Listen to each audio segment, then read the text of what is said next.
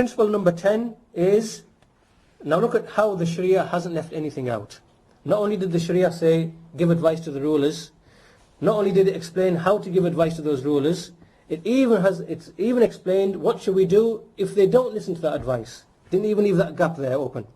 So the Messenger said, we find that even if the rulers, they don't listen to the advice, and they continue upon their sin, then we are still commanded to obey and to still maintain the order of the society. Why?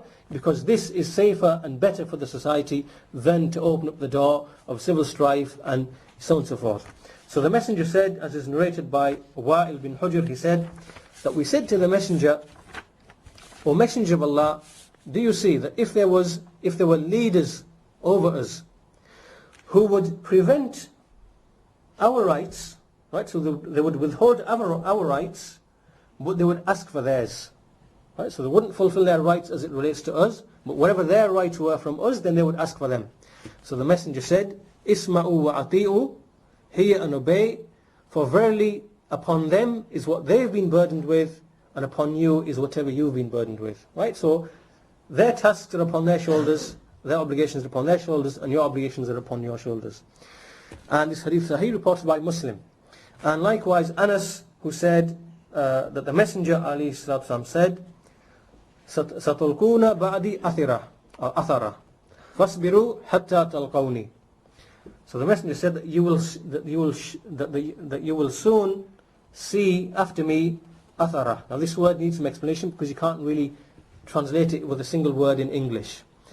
So what it actually means is that you will see rulers giving preference to themselves and thinking of their own interests as opposed to the interests of their subjects. Right? So self-interest and looking after, that's the general concept behind this word. So what did the Messenger advise? He said, "Fasbiru hatta talqawni." So have patience up until you meet me. Right? So meaning this command applies to every time and every situation up until the Muslims meet the Messenger ﷺ in the hereafter.